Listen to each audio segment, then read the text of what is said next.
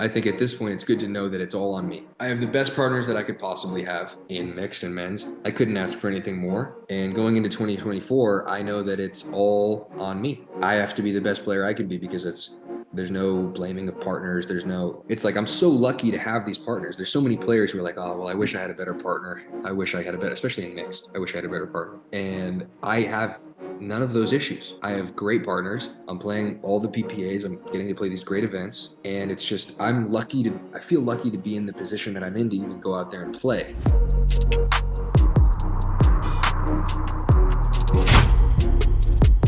Okay, so we have a second solo podcast. The last one was given good reviews, which was a little surprising to me. And we decided to do it one more time. Maybe we'll do it again. We've got a few questions from fans, and I think we're going to probably do it for 20 minutes. We're probably not going to do it any more than that. And yeah, we're just going to take some questions. And I think for the next one, if we want to do another one of these, let me know. And you can leave your questions in the comments. And if they're within reason, I will answer them. So that's where we're at right now. I'm going to get into it. Our first question is on overrules and the challenge system in professional pickleball, which is a good question because I think that there are some issues. So Anna and I played against Ben and Anna Lee in the first round. We were up 10-8 in the first game, and Ben and Anna Lee missed a return deep, I think it was. I think it was maybe this far past the baseline, at least what we thought it was. Ben and Anna Lee thought that it was in. They challenged it, okay? At least they tried to. But they had used 2 of their timeouts. They had no timeouts left, okay? And if you have no timeouts left, if you've used both of them, you cannot challenge anything. You have no challenges, which is different from other sports, right? I think in the NFL or in the NBA, if you use up all your timeouts, you still have your challenge, right? And if you use a challenge and your challenge is unsuccessful, then you lose a timeout.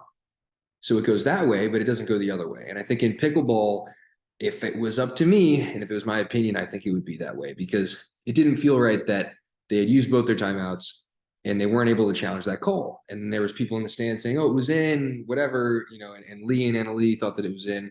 And that's fine for them to think that. I think they should be able to challenge it if they haven't used a challenge yet. So again, I think if you use a challenge early in the game where you have timeouts left and it is unsuccessful, you lose a timeout. That is definitely how it's supposed to be.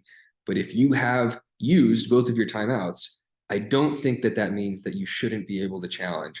And again, I know that if it's a match ending call, you can challenge. So what they deem as match ending just means if it's match point and that challenge is made, even if you have no timeouts left, you're allowed to challenge the call. But I think that it should be that way, at least if it's game ending. I think it should be that way in general. But if it's game ending and it's the first game or whatever it is, even if it's not match ending, it should be that way. So the use of the lob as a shot and the different considerations for when to use the lob. I actually think the lob is a very valuable shot, and I don't use the lob. So I don't use the lob, and I think that's mostly because I feel confident that I can generate offense off the bounce, out of the air on both sides. So I don't really think the lob is necessary for me in that I feel more confident in speeding up off of a regular backhand off the bounce, a regular forehand off the bounce. I think those are 2 of my best shots. So I don't really feel like a lob is the best use of my aggression if I want to be offensive. But I think if you're not comfortable speeding up off the bounce on your backhand, your forehand, whatever it is, I think you should be looking to add the lob. And if you go down in levels, down to 4-5, 4-0, whatever it is, the overheads get worse and worse. And if you're playing somebody with no tennis background or no racket sport background in general, the chances that they have a good, effective overhead are very low, right? You look at AJ Kohler, Riley Newman, Dylan Frazier, these guys who were not, great tennis players, they're pro pickleball players and they're unbelievable pickleball players, but their overheads aren't great. And that's just the fact of the matter. I think if you didn't play tennis as most of the top pickleball players did their whole lives, basically, that overhead isn't going to be a point-ending shot. So, if you look down at the 4-5 levels, 4-0 levels, I think lobs can be very, very effective. And they're not the hardest shot in the world. This is pickleball. There's not a lot of space between the net and the baseline. Obviously it's a ball that can be affected by wind. So you really have to take into account the wind. But if it's not that windy, or if you're going against the wind, which against the wind means the wind is blowing in your face. So the wind is blowing the ball back towards you. I would go for the lob and at least try to build that shot as a weapon, because if there was one shot that I think that in 2024 is going to become way more prevalent, and it's going to be a pretty commonplace shot, especially down 4-0, 3-5, it's going to be the lob. I don't really know why the offensive lob isn't used more than it is. And I think that it's a shot that people can learn. It's a simple low to high motion. It's not too different from a drop, actually, in the technique that you would hit it with. So a drop, you're going low to high and you're pushing it up. And a lob, you're doing the same thing. Maybe you're getting a little lower with your legs. Obviously, you're trying to get it up and over your opponent. I think for the most part, you would want to lob cross court. I think that obviously there's more court there. There's more space to hit into. And I just think that in 2024, the lob is going to become way more used. And in the pro game, it's a little more dangerous. I think it'll maybe get a little more used in the pro game. I think in 2023, we saw more lobs than we did in 2022. But I think in 2024, we'll see a few more. But I think we'll see a lot more in rec pickleball and at 5-0s and below. So last thing on the lobs also is, if you look at a 4 or 5 level player or 4 level player, not only are their overheads not as potent as a professional player, it's also a lot harder for them to get up to the kitchen. So if you lob Ben Johns or Colin Johns, maybe you'll get over their head, but there's also a 90% chance that they're going to get back up to the kitchen. So is it really worth it to lob them too often? Maybe not. But a 4-5, if you can get a good lob over a 4-5's head, it's not easy to get back up to the kitchen. And I think it's an effective play. So that's just my personal opinion. Let's see. What have I learned about the transition game? Well, I'm still learning about the transition game. I think that's not the strongest part of my game. I think that my transition game has improved a lot this year, and it's the result of a lot of work on it, a lot of repetitions. And I think that the main thing I learned about the transition game is that you have to get low with your legs and low with your paddle on defense, and your resets don't have to be perfect. I think in January of this year, I was really bad in transition, probably the worst player in transition in the Premier League. I think somebody told me that. I think they were right. And I think a big part of that was I didn't understand how to be standing in the transition zone. I was standing straight up. And when you're in transition, you're hitting a 5th or a 7th shot, people are going at your feet, or at the very least at your knees. And it's a lot easier to hit a ball that's at your feet if your legs are, you have a wide base, you're standing basically as low as you can comfortably stand, getting as low as you can possibly get within reason. I think that's the way to do it. You see, there's different ways to do it, right? You see Colin Johns. Colin's kind of standing straight up and not really using his legs. I think he's just a different case. I think that guy's just special. I really think he's just different, because if you look at the best players in transition, they're getting low. Catherine's getting really low. Ben's getting really low. These guys that are great in transition are not standing straight up, and their paddles are also very low. I think the closer you get to the baseline, the lower your paddle should be when you're in transition, because if you're at the baseline and your paddle's like up here, anything you're covering is going out, right? Anything that goes higher than your knee level, if you're standing 2 feet in front of the baseline, is going out. So why would your paddle be anywhere above your knees? I think that was the main thing I learned. I got my paddle lower and I stopped trying to hit perfect resets. I think if you're playing somebody that has a tough time finishing the point also, or doesn't have a necessarily potent backhand out of the air, forehand out of the air, whatever it is, you can just hit a less than perfect but low linear reset if you're in a tough spot, and you can give yourself a better chance at a 7th or a 9th, another shot. Then you can maybe drop that one and make it bounce. So I think I was too focused on trying to make it bounce and hitting some higher resets that ended up not bouncing in the first place, instead of saying, okay, I'll hit some lower linear, just straight through, and I'm not going to get to the kitchen right away with that 5th. But if I'm in trouble, it's almost like a low drive, like a mix of a drive and a drop. When I'm in trouble, that'll give me a better chance to hit a drop with a seventh or a ninth. So that was the thing I learned. It's kind of a game within itself, transition. Unless you're Colin Johns and you just drop everything directly into the kitchen. I don't have that in my arsenal. So, okay, hitting of the serve, whether or not we should switch to a drop serve. That's a good one. I think we should not switch to a drop serve. And I'm not saying that because I was voted as the person with the best serve or the hardest serve, which I was, not to just, make you guys aware that they did this poll, anonymous poll of the professional pickleball, whatever. And I was voted the best serve. And not that that's has anything to do with this. I just wanted to let you guys know. And I think that one thing that you have to know is the drop serve. If pros are doing it, I don't really think it looks cool. I've seen it. It for optics, it doesn't look great. And I think it's important for pickleball to try to at least look as athletic as it can be, because we've already got four men up there dinking for most of the match. It doesn't look great. I think the drop serve, it just doesn't look good.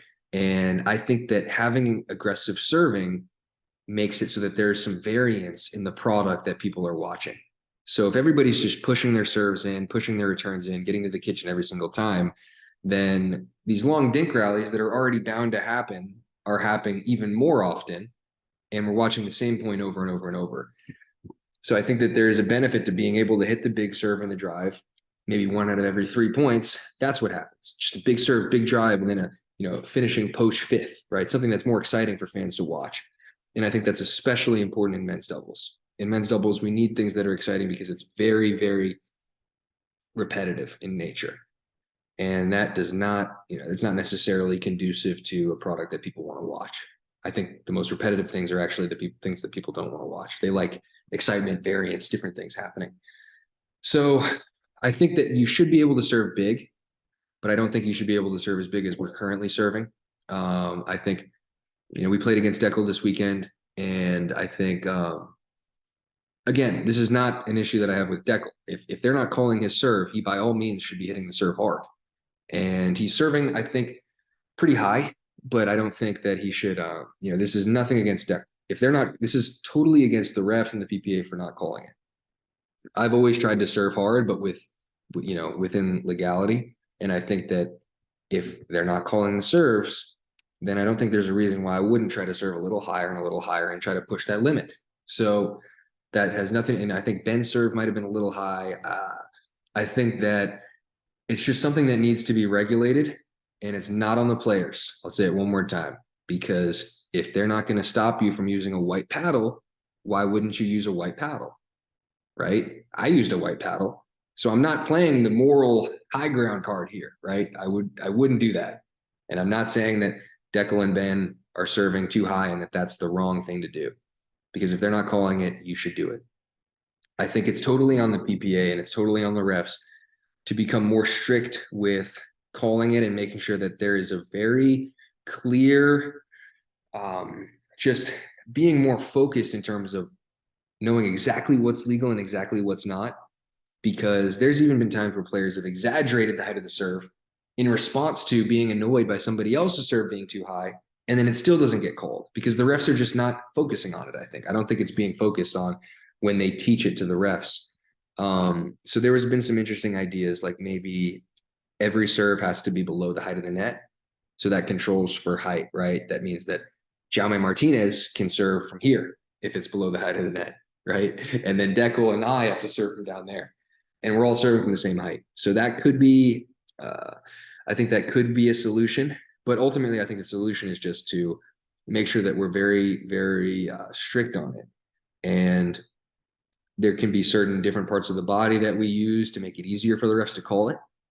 Maybe there has to be an arc. So you can't be serving completely linear. If it's completely linear, that is not a legal serve. So I think there's a lot of different ways to go about this.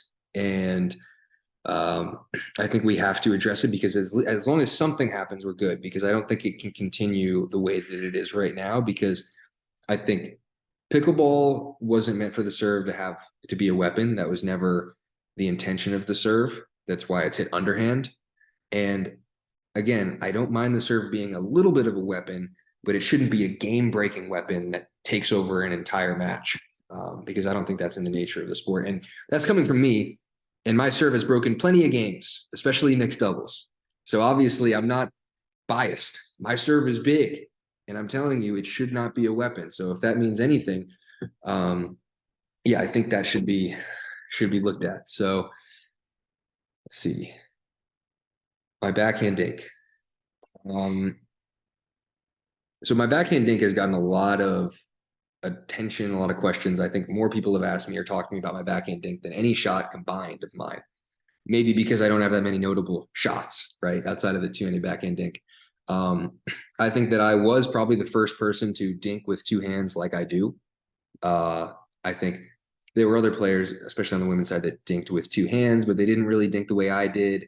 I really get low, and I really just kind of use my whole body and not my arms. And I don't know if I would teach it the way that I hit the backhand dink. I think that I am sort of a weird player in a lot of ways. And I think that it's funny. The way I taught myself to hit the backhand dink was I was always dinking really well in rec games and with two hands. And then I would go and I would play a match. And for whatever reason, I was interlocking my hands. It's weird to hit a two-handed backhand in pickleball because you're not using the whole grip if you have big hands like me, right? If you can fit two hands on the grip, then that's different. But I can't, and a lot of players can't. I have to interlock my hands. And I would get tight, and I would just not hit a good two-handed backhand dink. It was bad. My whole dinking in general was bad. So I decided, I did this with my serve too. I decided I'm going to train and practice this hours and hours and hours with, pretending like I am as tight as I can possibly be. I'm going to imitate myself in the tightest moment of my life, pretending like my life is on the line. I'm not going to try to be relaxed. I'm going to give up on that. I'm just going to try to be as tight as I can possibly be and train that way. And then when I go out there for a tournament, I'm fine. Because if I'm tight, that's okay. That's how I practiced. And I did the same thing with my serve. I was always pushing in my serve. My serve would be, I had the softest serve ever. And it's funny because now I have like one of the hardest. I decided, okay, I'm not going to do the motion. I'm not going to hit this big swinging forehand motion because I get tight. You watch my serve, I'm literally imitating tightness. It's like I put my hand under the ball and that's it. It's the tightest thing you've ever seen is my serve. You go look at it, it's like, oh, of course you could hit that when he's tight. What would possibly change? Nothing. So same thing with my backhand dink. I literally would imitate myself like I'm so tight, and I would just dink over and over. And then next thing you know, I stopped missing the shot, and it became like my best shot. And it's so weird and funny how that turned out because that's actually it's kind of a funny story, and that's how I did it. So that's all I can really tell you about my backhand dink is it's all left hand. Really, it's not everything is coming from the left. And I'm pretty good with my left hand. I beat Grant Bond in a game of skinny singles with my left. I'll tell everybody that as long as I can remember. But I think it's mostly left. It comes from the left and it comes from the shoulders. And I think another thing about backhands that goes overlooked is that you should be using, in my opinion, more legs on your backhand than you do on your forehand. Well, why is that? I think you have less leverage, right? Most people would say they could hit a forehand as hard as they can, harder than they could hit a backhand as hard as they can. Most people. And that's because there's more leverage here than there is here. So how do you counteract that? More legs, more shoulders. And that's what I do. If you watch me hit a backhand, and I can hit the backhand pretty hard, it's because I'm fully committed to my shoulders and my legs, and I'm swinging, and it's all unit turn. And I think that's the way to do it. It's not going to come from your arms, and it's definitely not going to come from your right arm. It's going to come from your left arm if you're a righty, and it's going to come from your unit turn and your legs. So I think those are the main things. Wow, I'm starting to lose my voice, guys. This is a physical thing to do. Talk to yourself for 20 minutes straight. I mean, actually, I do that all the time. But anyways, let's see what else we have here. Well, no, that's probably can't talk about that. Well, here's one. Here's a good one. How much fun did I have playing with Matt? I had a lot of fun playing with Matt. I think me and Matt, we got to the semis. We made it out of group play. We lost to Riley and Thomas for the last time. And I think it was cool to play with him. I think he's the perfect partner for me. I think that his hands are so good. He's so good in transition. He's not going to make too many mistakes at all. I think at this point, it's good to know that it's all on me. I have the best partners that I could possibly have in mixed and men's, basically. I couldn't ask for anything more. And going into 2024, I know that it's all on me. I have to be the best player I can be because there's no blaming of partners. It's like I'm so lucky to have these partners. There's so many players who are like, oh, well, I wish I had a better partner. I wish I had a better, especially in mixed. I wish I had a better partner. Um, and I have none of those issues. I have great partners. I'm playing all the PPAs. I'm getting to play these great events. And it's just, I feel lucky to be in the position that I'm in to even go out there and play. I'm not really as focused on, if I don't win, I'm going to be so upset. I just feel lucky to be able to play with Anna Bright and Matt Wright for 2024. It sounds a little corny, but I think it's really it's not something that I'm going to take for granted because it's not like I'm a whole lot better than a lot of these players that don't have the luxury of having those partners. I mean, I've only been playing for 2 years. I have confidence in my game, but I don't think I'm some sort of, um, I'm not taking it for granted, and I'm super happy about it. Matt's also one of my good friends on tour, one of my few. I'm not really the most like, I don't have too many close relationships on the tour. I think Matt is one of those, and Anna is one of those, and I think that shows how loyal of a partner I am, right? Anna Bright, Matt Wright. Those are my two friends on the tour, I would say, mostly. So I think that's something that's very cool is how lucky I am to have these partnerships. And I hope I can keep them. Let's hope they don't drop me. So that's all. I'm done talking to myself. Any questions that you have, you want me to go over any topics, let me know in the comments for the next one. Thank you.